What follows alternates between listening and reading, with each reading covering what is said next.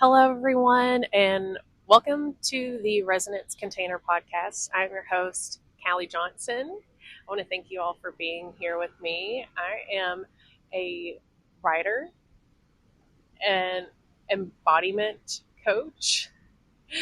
I've got the street cred from healing my mental illness. I've been through lots of loss and now am a solo female traveler out in the world building a soul-led business. And I just want to say thank you all for your time and attention. I'm so honored to have you here if you're listening right now. Before I get started, whatever platform you're listening on, please make sure to go ahead, hit that like button, leave a comment so I can increase my engagement. If you find this information useful, please share it with somebody else to help me expand my reach. And if you aren't already subscribed to my Substack newsletter, make sure you subscribe to my Substack newsletter or my YouTube channel.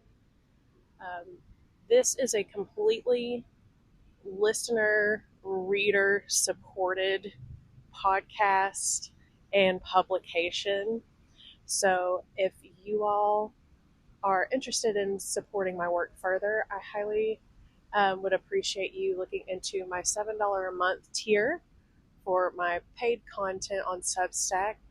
That includes exclusive content where I give you further audio transmissions with deeper embodiment work to help support your healing journey, as well as meditations, worksheets, and all kinds of stuff like that. So let's move into this episode. So if you read my essay that I posted yesterday, Morning Dew in Da Nang, this was one of my shorter but more heartfelt essays. And I want to dive a little bit further on what led up to that moment of me writing that, watching the sunrise yesterday, and the themes that have been playing out in my life, and I believe other people's lives as well right now. So there has been an ongoing theme of just being in the void of uncertainty. And as I've been on this journey, I took a really big leap of faith back in December, leaving my hairdressing job, leaving my side hustle, selling my car, all of my stuff, because for the past 2 years, my soul has been calling me to fully invest my time to teach the world about embodiment, help people on their inner journey, and also go explore and see the world and just see what's out there. I've, like many other people, I've been very disillusioned with Western culture, and the rising costs of living out there haven't helped either, especially if you are an artistic person that wants to pursue their passions and is starting completely from the ground up. So that was some of my logic for coming out here. Now, I made a huge transition at the end of December when I was halfway through my trip in Thailand, realizing that I didn't want to be like a full-time service provider coach. I do thoroughly enjoy helping people out, but a new modality started to come through. And before I left, I had this sense that I wanted to write a book one day. And so I started playing around with that. And what I realized was through my leaving, I had to completely redirect my course of action, because what was coming through was more of a writer's voice and exploration of my speaking voice as well. And so if you're here, this is the product of that. I have been writing essays that started back in December and on top of that, podcasting. And now I'm beginning to incorporate voiceover in my content. And my content um, has deeper cultural reflections and how our personal journeys are reflected in the societies that we are raised in. And my ultimate goal, is to teach more people about heart consciousness, living life from the heart center, out of states of fear, so we can create a better world of love, compassion, kindness, sense of purpose, and belonging. Um, all of that good spiritual stuff. So I've been here. I just got to Da Nang a couple of days ago. Now, I've been staying pretty close by, but just far enough that I couldn't come down here every day. I made a rookie mistake of booking an apartment in between Hoi An and Da Nang and ended up stuck there for about 4 weeks. But it was a good move at the time, honestly, because what that gave me now that I put out my last podcast was I was able to kind of put myself in a creative studio. And it ended up being like my chop wood, carry water phase. So I just got myself into this routine of consistently writing and podcasting multiple times a week, just whatever felt called, like whether I wanted to understanding what needed to be written and understanding within myself what wanted to be spoken, and just figuring out like where I really want all of this content to go. I also spent 5 days intensely writing out a grant application that I applied for to ultimately seek further assistance as a startup business while I'm out here. So still pending on that one. And with that, I was like, you know what? You're going to be here. There was a holiday that I had to sit through, so nothing was really open around here for a while. And I picked up tarot. I had been wanting to study tarot for years. I've always had tarot cards, oracle cards, but I've never really got to spend the time with them that I wanted to. And I was like, here, I'm being gifted this time right now to get to know this better. And now it's a part of my practice every day. And on top of that, I decided to start doing readings on my social media platforms as a way to kind of reconnect with my funky fire sign energy. What was happening as I went through this like deep hermit creative phase the past 4 weeks was a bunch of integration. And that writer part of me existed when I was a young teenager. And I used to sit and not pay attention to class. I would just write in my journal all day. And it was poetry, it was journaling. And at some point along the path, that part of me got shoved down, and only the performer, the dancer, showed up for a big part of my life. So not only was this creative phase like there to assist me get into a rhythm, it was actually this amazing time of integration for this part of me that had been suppressed for so long, needing to kind of take center stage for a while. And that's been amazing. But what sort of ended up accidentally happening was I kind of got in this rut of shoving away my more extroverted self that most of y'all probably know me to just be like bright, energetic, magnetic. And it was starting to show through my content. And then I finally realized, I was like, gosh, I'm feeling like I'm getting a little too serious here. So it occurred to me, I was like, and I've been trying to just look at other ways that I can put my work out, because I'm trying to build a larger body of work, a larger publication, and write a book. That's the ultimate goal. But I was like, how can I always tap into all these parts of myself that need to be seen, and on top of that, not being in a space where I could socialize that much, I wasn't able to have other people bring that aspect of myself out. So the tarot videos were not only a way for me to kind of explore tarot on a deeper level and help me get better at it, but it helped me connect to the extroverted part of myself that needed to show up again. And it's also just fun for me because I feel like it's the Callie that most of you all know showing up there, being fun and energetic. So I feel like kind of connected to back home when I do those. And I just want to spread a fucking positive message at the end of the day, to be honest with y'all. But with all that being said,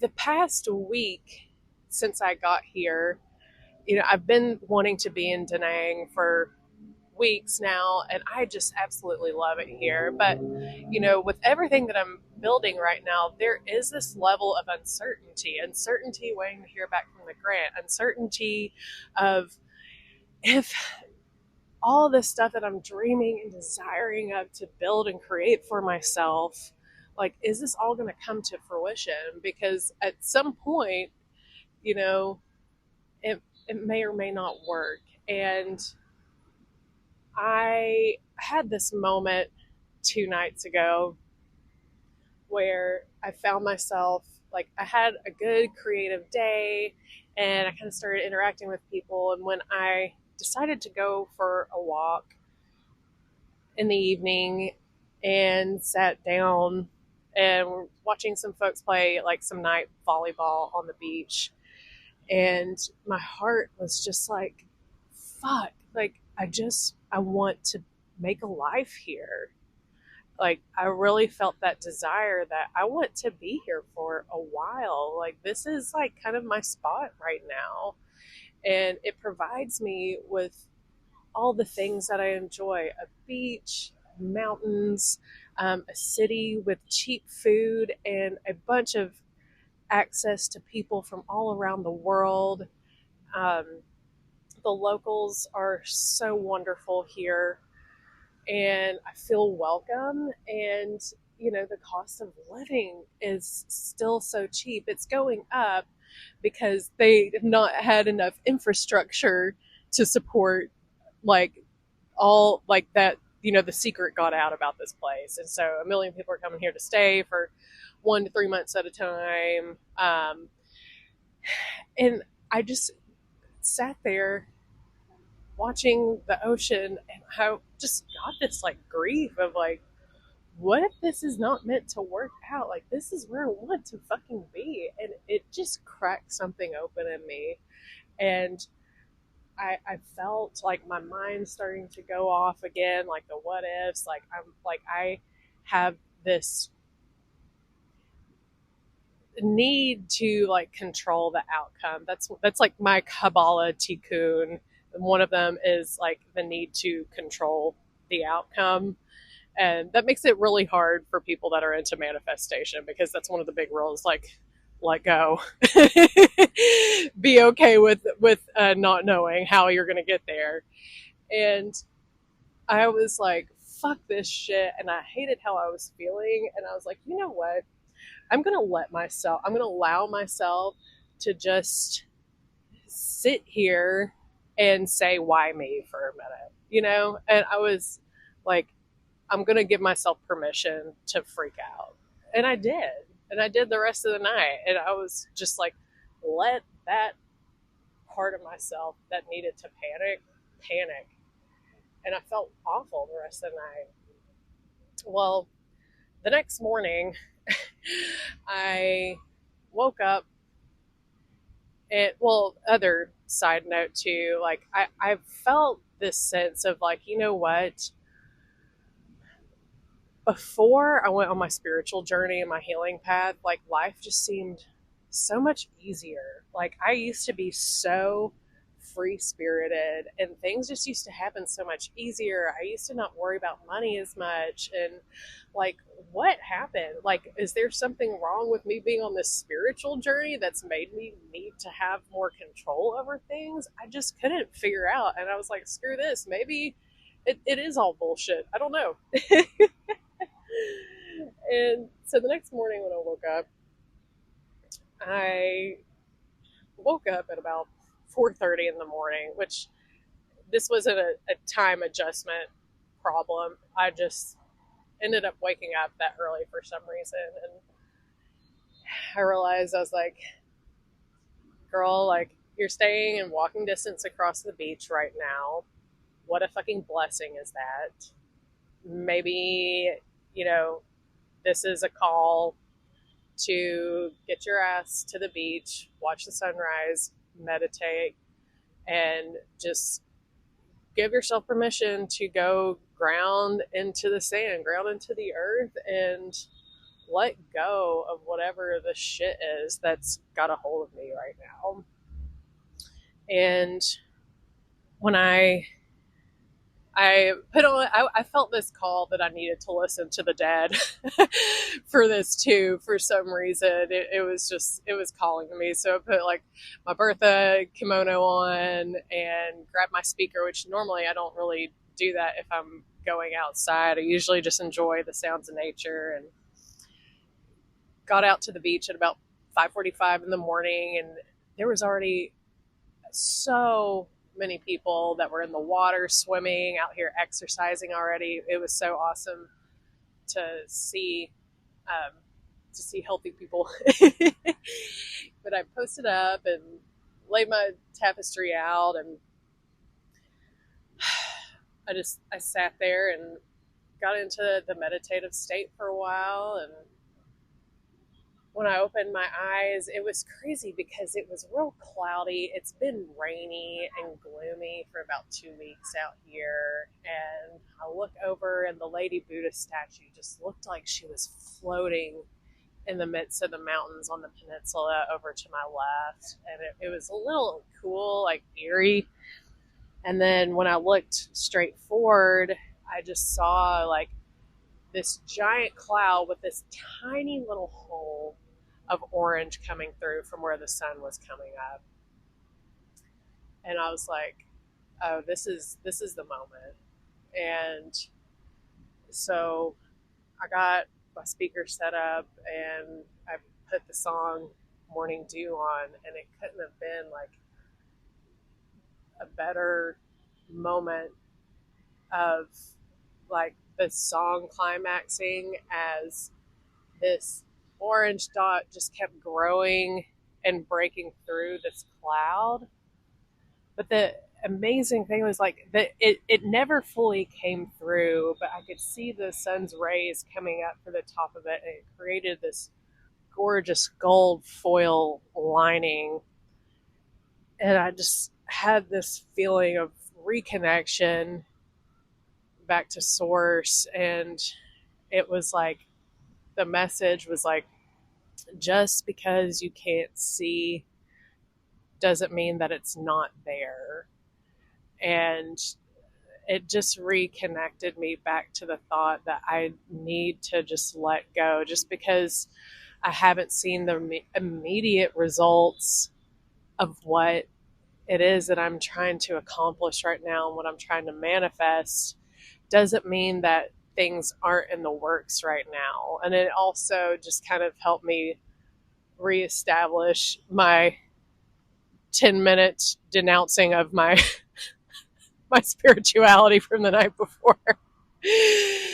And I was like, okay, that was such a beautiful message that like my heart opened me up to. And I'd been noticing the day before, I'd been working on this pain in my chest that I was feeling when I was trying to affirm like love and abundance. And I think I loosened it up pretty good the day before, and I felt that space in my heart crack open yesterday morning as that sunrise hit and that message came through, and it just, the tears just started streaming out of my eyes. And it was just such a beautiful moment. It's one of those moments that only like nature can provide for you, in those moments when you need to like reset your faith in the divine and your faith in yourself and your purpose. Like, go get your ass to a good sunrise. Like, there's nothing more hopeful than a sunrise, right? And so that was where I decided to write all of that down, and it became the article that I wrote yesterday. Not only that, but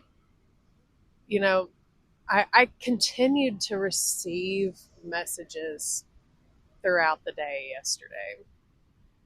And it's because my heart was finally in a place of opening to it. And I was blown away when I went to breakfast afterwards, and still going with the theme of uncertainty and things working out even when you can't see hope in your immediate future. But I really wanted to share this story with you all. Not only is it just goes to show the resilience of the Vietnamese people, but like finding certainty in times of darkness. So I sat down for breakfast after this beautiful sunrise moment, and I was chit chatting with a older gentleman that I've befriended that's staying here at the hotel that's from Canada. We're chit chatting, and then a couple came and sat down at the table with us.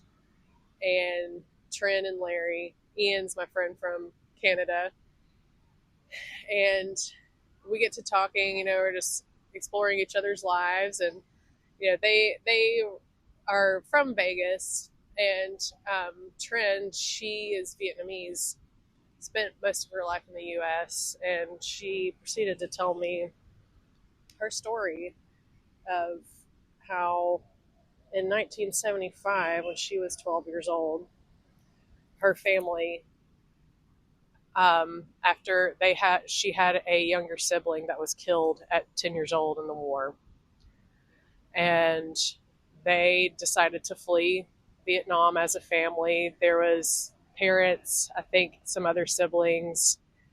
I want to say she had an aunt and uncle. Don't quote me on that, but there was a bunch of them. And she said that at 12 years old, they got in a boat. She had no idea where they were going. Barely had any food or water, and they got the hell out of there. They were from Hue, which is one of the worst places that you could have been in that time in central Vietnam.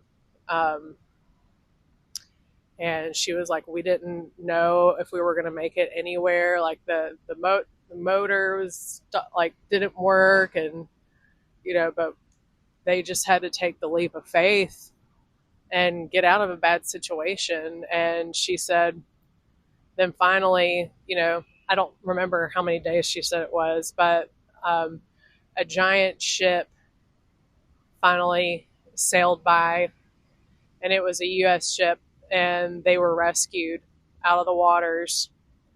And they first were taken to the Philippines and then to Guam and had to stay in a tent for a few weeks.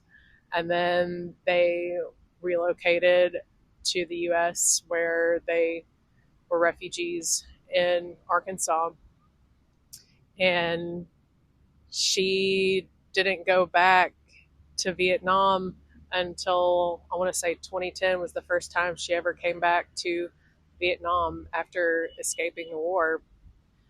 And that story, in and of itself, like many others, I mean, the resiliency, the power behind that story is absolutely incredible. And it moved me so much to hear somebody tell me that kind of story. And sometimes other people's stories have messages in them that you need to hear in the moment as well. And for me, that was faith in the uncertain.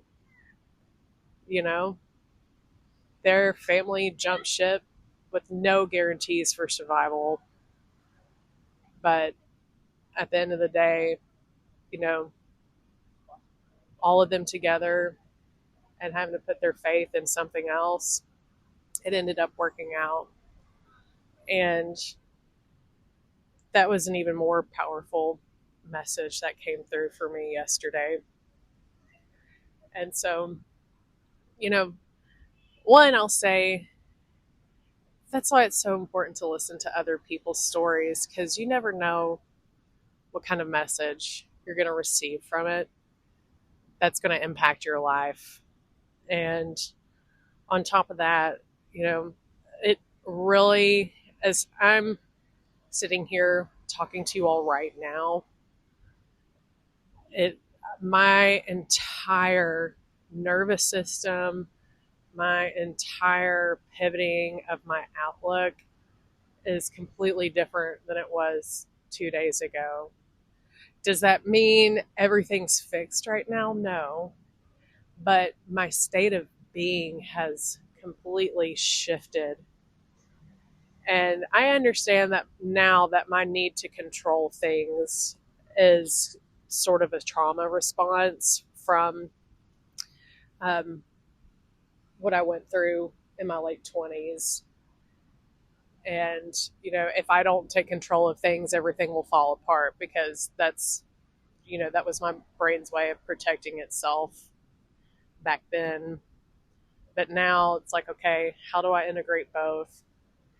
And finding peace, allowing the universe to take hold, to take care of it for you, has been such a difficult journey for me.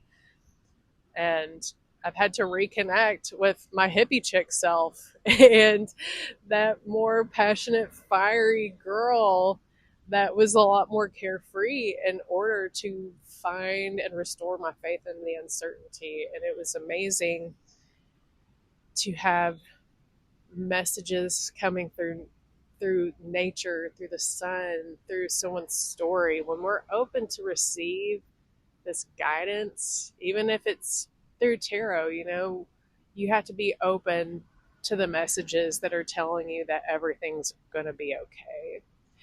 And that was the message that I received. And maybe if you're listening to this right now, I can be the voice telling you, if you are sitting there and you're uncertain of where you are in your life, you're worried about money, you're worried about the state of your country, anything, whatever it is, then I want to be that message for you right now. And just know that finding that peace within you and in your heart and connection, this is the message letting you know that everything is working out, even if you can't see it right now. It always works out. So thank you all so much for tuning in to this. Please let me know if this resonated with you. And again, make sure you like and subscribe on whatever platform you're listening from. And if you ever need anything, feel free to reach out. I do offer a very limited amount of one-on-one coaching. If you would like tarot assisted readings and coaching, I also offer that as well. But yeah, I hope y'all have a wonderful day, a wonderful week, and I will catch you next time. Take care.